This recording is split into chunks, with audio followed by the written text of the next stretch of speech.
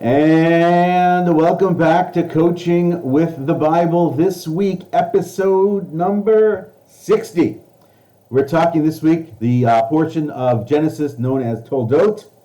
It deals very much with the stories of Isaac and Rebekah, of Jacob and Esau, Esav as he's known in the Hebrew. And our subject for this week, commitment. There are so many moving parts in the story this week. There's so many pieces to the puzzle, and it almost feels a little bit like a chess match going on, where you have all kinds of pawns and players and masters, effectively, who are operating in this story. And there are so many different angles to look at. We can always approach it from the standpoint of Jacob or his brother or their father Isaac. From the perspective of Rebekah, there are so many ways to sort of look at it. The Bible itself describes a number of them, and we come into an emotional component and relationship with different members of the cast during the course of the story. But I do believe first that this week's subject of commitment relates very much to our subject last week on goals. And I want to approach it this week specifically by focusing in on the character Rebekah, Rivka, as she is known in the Hebrew. In particular, because this is really the only place where she's really, in an active mode, and where her action is impacting the long range of history.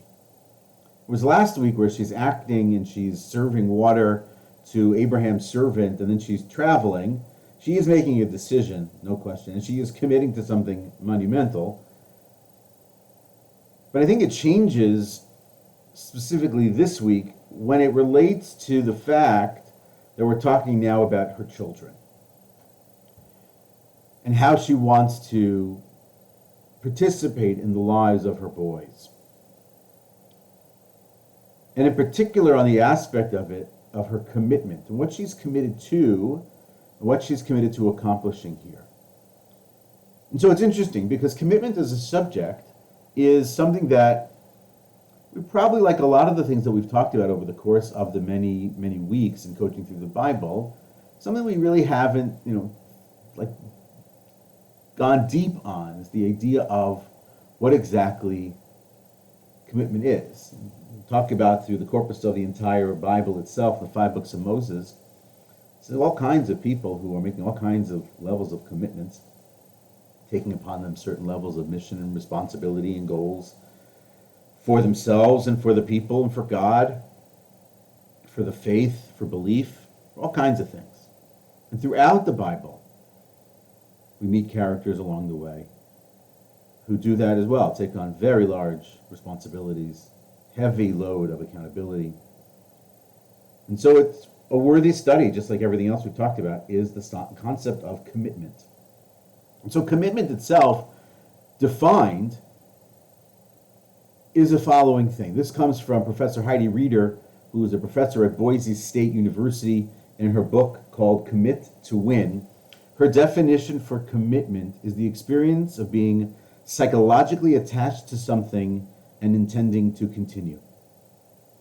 Being psychologically attached to something and intending to continue. That attachment is crucial. That attachment is not physical necessarily, but it's in the mind. That psychological connection and the notion that it's not fleeting, but I'm sticking this one out. When you think about the athletes, you think about the great performers, highly successful people, and you listen to them talk about how they got there, right? And the podcast, Guy Raz, and how I built this. You listen to them and you hear in their voice and in their story the commitment level, the psychological attachment to X or Y or Z problem or result or success, whatever.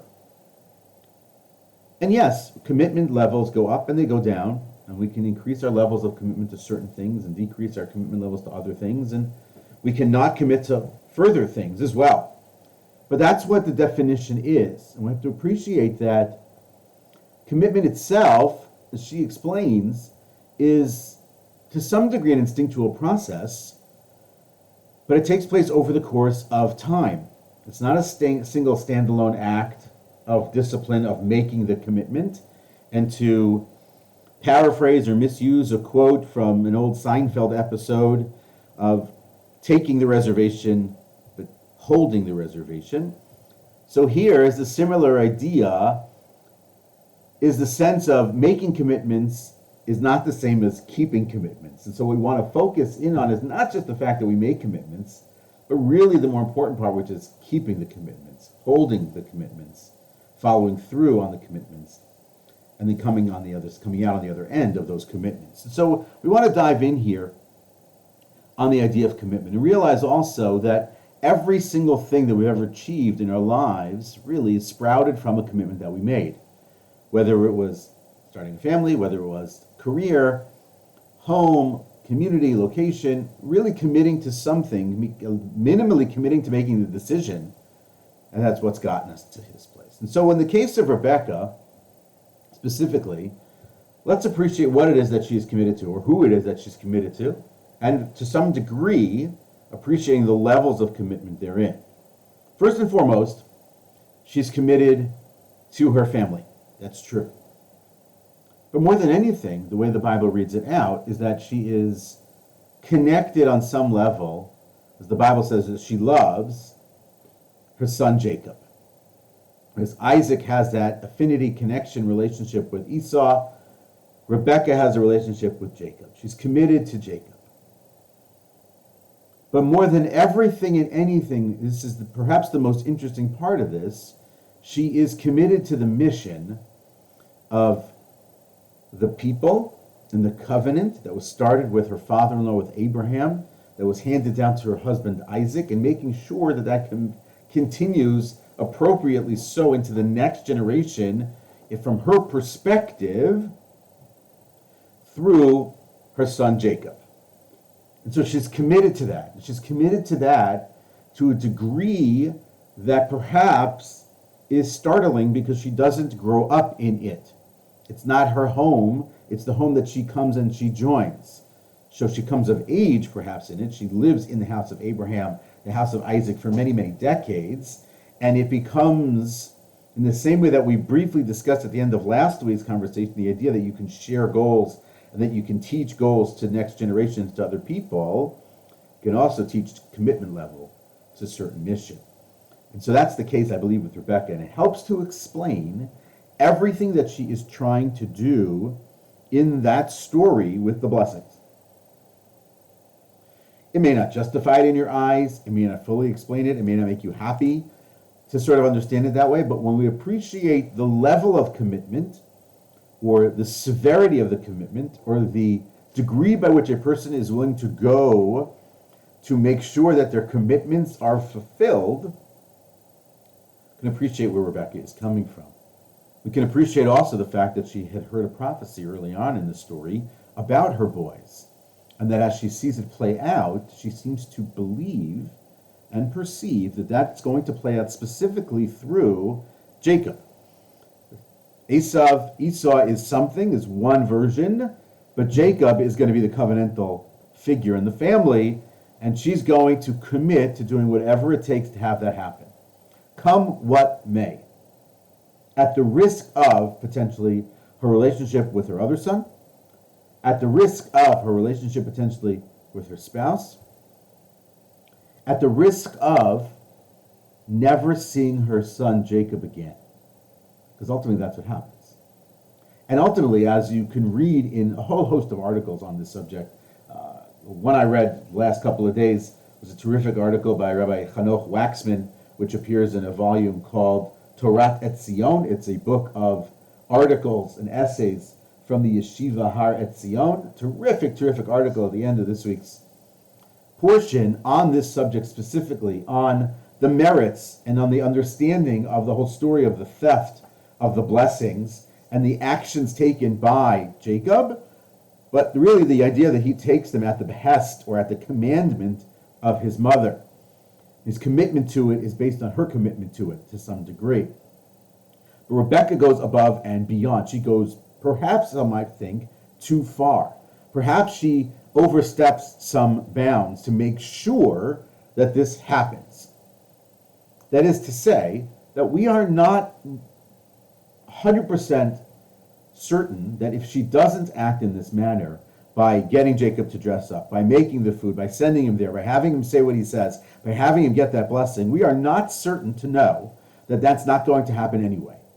Or that the actual blessing of Abraham, which Jacob ultimately gets at the end of the portion before he leaves town, that he wasn't going to get that anyway, or that the blessing that was going to go to his brother Esav was going to be some other blessing. We don't know that all before. We're simply just watching the story play out from the camera lens angle behind Rebecca and watching her manage, manipulate, set up, strategize, chess play, checkmate the situation to get Jacob where he needs to be. It's amazing. She's one person, and she is managing this entire story, moving pieces, setting up pieces, manipulating pieces into certain places so that ultimately Jacob can get that blessing. And when we think about it, it's not simply just trying to understand her motivation. That is important. Her motivation is important.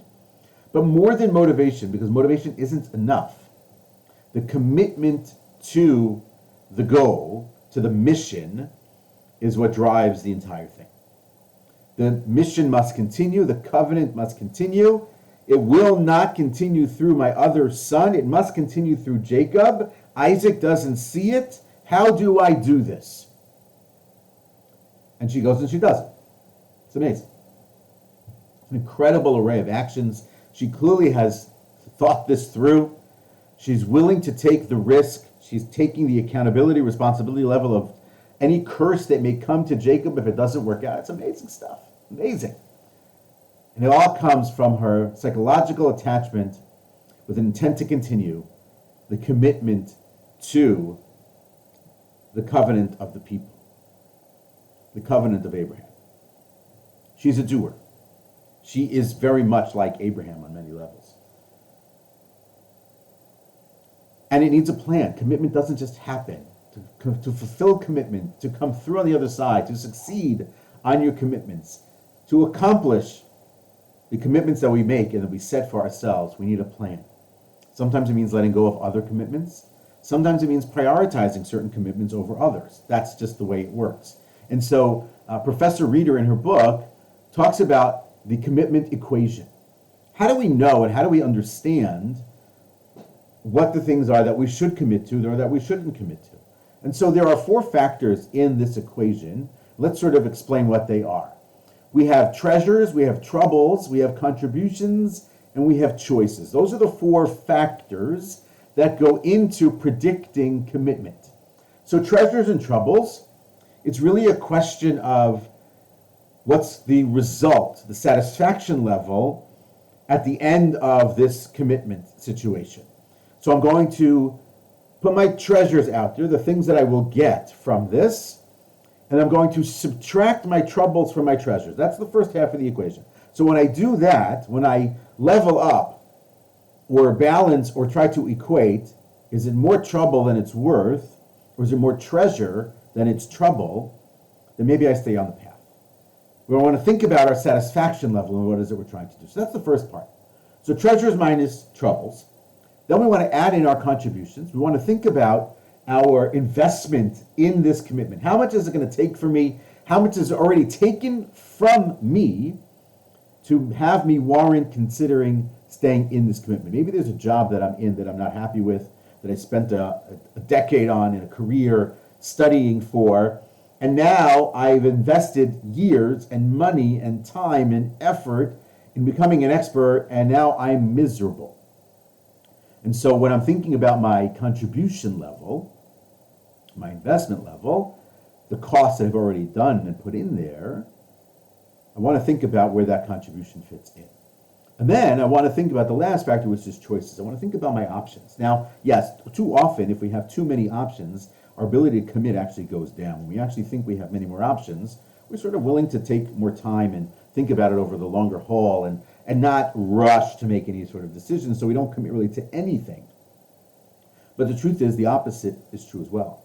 That when we do commit, new options, open up. Or when we commit to something else, new opportunities come our way, and new options to consider and to commit to come our way. And so what we end up having to happen is we have this equation, which is we take our treasures, we subtract our troubles, we add in our contributions, we subtract our choices. So there's two additions and two subtractions, basically. We have our treasures minus our troubles, plus our contributions minus our choices equals our commitments. When we put that equation together, we think about all those different things, we'll get to where we are on the things that we've committed to and the things perhaps that we want to commit to or we don't. When ultimately we look at the equation and it comes out that the troubles and the choices outweigh our treasures and our contributions, maybe it's not worth it. If the treasure itself ultimately isn't there, or it ends up being something we discussed recently, distraction, then it might not be worth committing to. Or if we have a set of commitments that we have to make, and some are bigger than others. So we have to prioritize certain commitments, and we actually have to let go of some others. We have to say no to certain things, even if we're good at them, even if we like them. We talked about saying no as well a couple of weeks ago. So in our personal lives, this is how we want to think. We want to think about a plan. We want to put a plan together. We want to commit to things because all great things in life and success and accomplishment is very much wrapped in around the commitments that we make. There are no halvesies on commitment. The truth is, of a partial commitment is actually not commitment at all. And being involved in something, as opposed to being committed to something, is not the same thing. To use the parable that is the example that's used, if you have breakfast and your breakfast is this is the way it's told. It doesn't apply to me so much because I can't eat this set of foods. A ham and egg sandwich, right? So you have ham and the egg. The ham comes from the pig, the egg comes from the chicken. So in the parable, in the explanation, the chicken was involved. The chicken contributed to that breakfast sandwich by providing you with an egg. The pig was all in. That's a full-on commitment to being a participant in that sandwich, is that which is the pig. Because there are no halvesies in commitment. And so there's no halvesies in that either. It requires really diving and jumping in, and it's really important that we do that in our own personal lives because that's really how we get to success. That's how we get to accomplishment. That's how we get to the bigger part of life. That's really how we ultimately get to the bigger opportunities that are ahead of us. And it's not different, really, when we talk about our teams and the people that we work with. Because the reality of it is, and the data is clear, that most people are not engaged or not involved, not committed, I should say, sorry about that, not committed to the work that they do at all. It's like a sad thing. They go every day, every single day, so they're committed to going, but they're not committed or engaged in the work that they're doing. So it's important that in our workspaces that we make a conscious effort to build teams of commitment, building a culture of people who want to get in and get involved and commit to not just small projects, but to big projects. That people want to do these things. And we know that this is true, that people do want to do this because people like to be part of things that are bigger than them. That I know from my own work in fundraising and crowdfunding, that people and participants like to be part of projects that are bigger than they are. That's why we like to go to big events. It's not just sort of the excitement of the big event, it's the excitement and the fun about being part of something of 50, 60, 70, 100,000 people. It's bigger than me. To be part of a national project is bigger than me. But it's important also in the work environment that we build a space where people are buying in of their own volition, that they're choosing to participate, that raises the level of their commitment, certainly beyond just involvement, but to the idea of being committed. We want to make sure that in the work environment it's mission critical, because when it's mission critical, we see what the impact potentially is of the decisions that we're making of this team group, commitment to this project. People jump in. Is there a value in it? Do people sense that they're going to be recognized and a sense that their achievement is going to be known to the rest of the team? Super important. And perhaps more than anything else, that it's a challenge. If it's not challenging or interesting, commitment levels are gonna fall through the floor. And the truth is that it's important to appreciate that commitment is vital for success in everything. But we can't always commit for other people. What I mean by that is, in our story this week, Rebekah's committed to it, Jacob is convinced of it, and then he commits to it.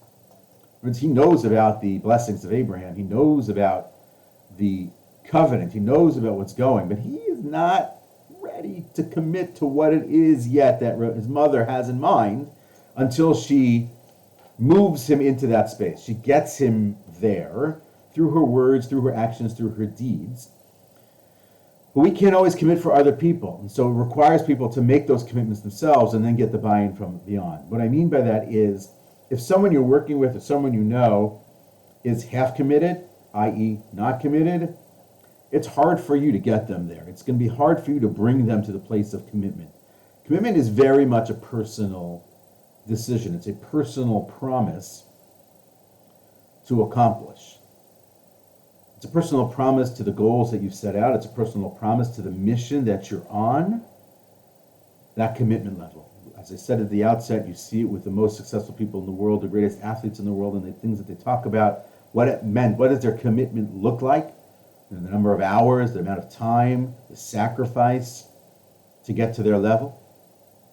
And we see it here with Rebekah in our story, the same thing, what she's willing to give up to keep the mission. And so it's important for us in our own lives to think about the commitments that we've made and how we came to those commitments and what brought us to those commitments and how well we're doing with those commitments and perhaps in some cases why we're succeeding and why we're not, and maybe reconsidering some of those things and thinking that maybe I have overextended, I've overcommitted, or this is not the thing I want to be committed to any longer, and sort of shifting away from it because we looked at the 4 factors in the equation and we realized that it doesn't add up. And so take that time, take that moment, take that opportunity to think about the commitments that you're involved in, personally, familially, is that a word? Communally, from a work environment as well, and go there and take the time like we always talk about, taking the time to really evaluate and reevaluate and think about those commitments, make a plan of action, and go it forward from there. That is Coaching Through the Bible, with the Bible for this week. I am blabbering at the end here. Coaching with the Bible for this week. I hope you have a great week. See you next week.